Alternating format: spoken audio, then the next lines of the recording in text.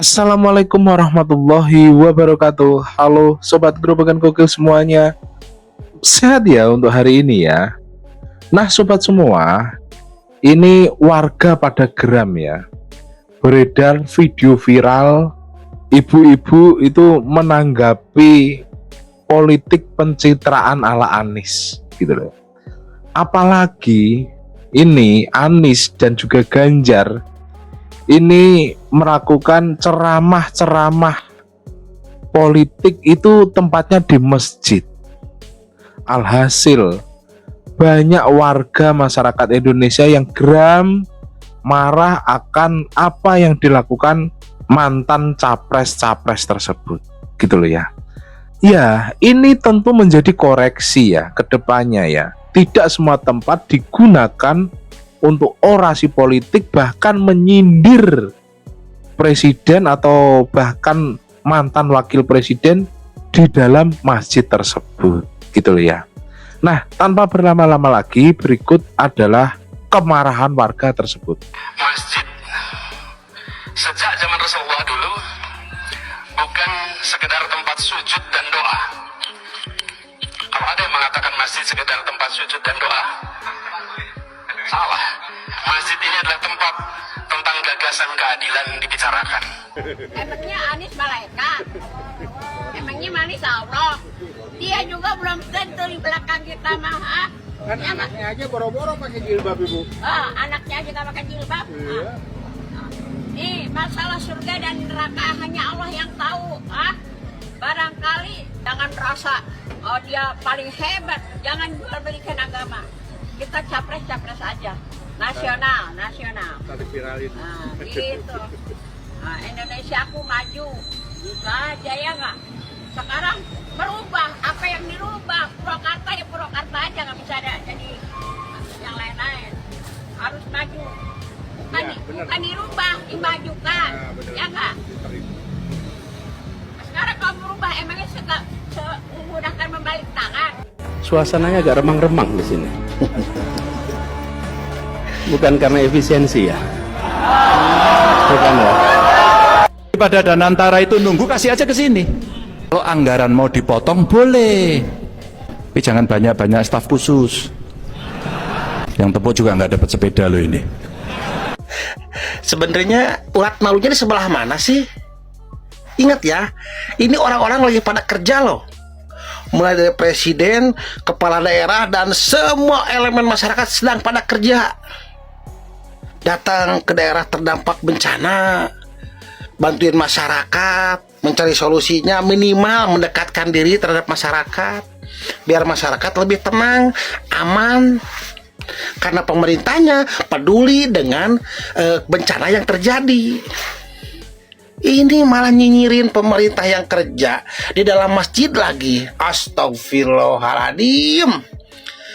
Kalau ada yang ngomong kalau Islam rahmatan lil alamin, nah dengar ceramah kalian-kalian ini jauh dari rahmatan lil alamin.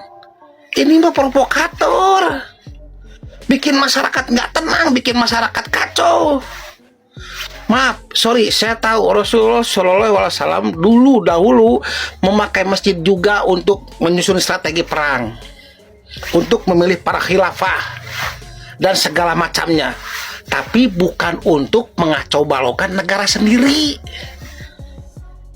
Kalau sudah jelas ya, kalian hari ini melihat Presiden Prabowo dan semua bawahannya melihat masyarakat yang sedang ada musibah, malah diem, malah hare-hare, cuek. Ya boleh ngomong gini, ini orang lagi pada kerja. Semuanya turun becek-becekan, kotor-kotoran. Nah kalian malah gini. Astagfirullahaladzim. Kalau menurut kalian Presiden Prabowo, pemerintahan Presiden Prabowo itu nggak benar, karena kata Anies juga lain kali pemilu nanti pilih yang benar, ya boleh persiapkan diri kalian agar mata kami melihat kalian itu adalah orang-orang yang benar akan memperjuangkan masyarakat Indonesia. Kalau Anda seperti ini, hanya sebagian kecil yang Anda wakilkan. Hanya sebagian kecil yang Anda wakili. Siapa orang-orang pembenci pemerintah hari ini? Assalamualaikum warahmatullahi wabarakatuh. Puasa kali ini diciderai dilukai dengan adanya pidato politik di dalam masjid. Ya Allah, kok yora tobat-tobat. Ya Allah, kok yora insap-insap. Sing wis ya wis, kalah ya wis kalah. Kok ya cik panggah ngengkele wong loro kuwi. Kudune piye? Jagone kandang sapi wae. Tapi gak oleh. Ini hari puasa. Kita harus berbuat baik. Kita maafkan saja karena mau orang dua itu sedeng. Ya toh, wong edan. Masjid digawe ceramah politik. Astagfirullah. Saya agak remang-remang di sini. Bukan karena efisiensi. Karena apa? Udah terlalu muak dengan sindiran-sindiran Abah ini. Dia nyindir tuh di masjid lagi. Itu yang memuakkan. Berkedok seolah-olah penampilan agamis, tapi kerjanya menyindir terus, menyindir presiden di negara Republik Indonesia ini, menyindir mantan presiden di negara Republik Indonesia ini. Harusnya kalau memberikan ceramah di masjid, ya, berikanlah ceramah yang menyejukkan hati, bukan menyindir sana sini. Manusia seperti ini yang mau dijadikan pemimpin di negara Republik Indonesia ini.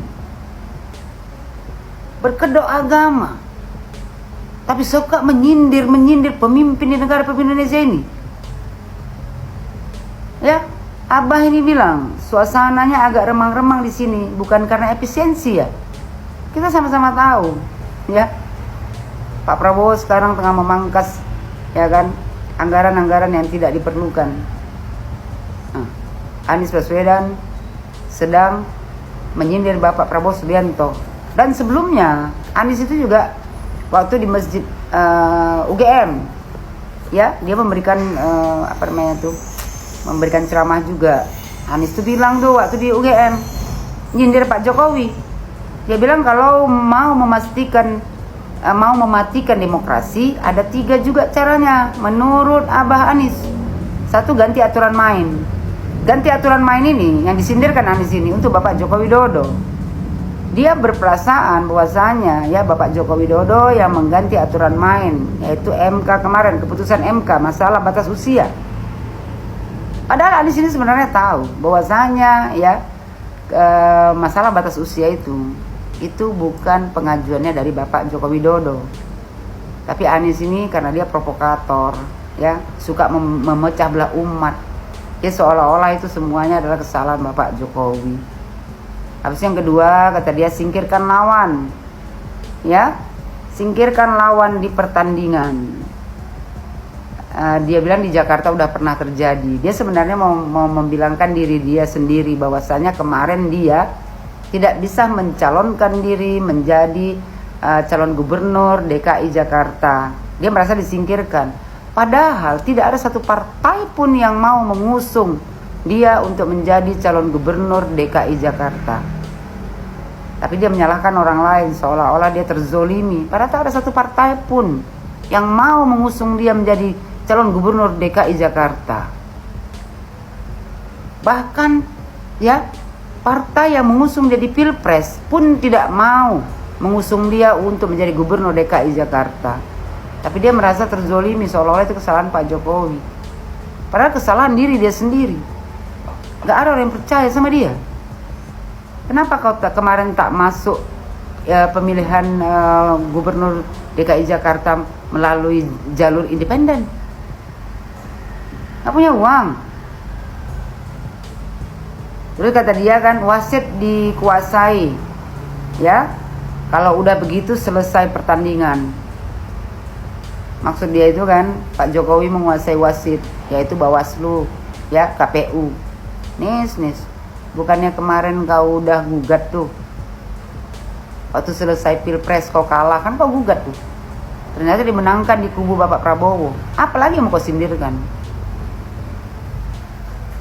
Biasanya emak-emak yang tukang sindir, bukan laki-laki, Nis. Apalagi kau menyindir itu, ya, di dalam masjid.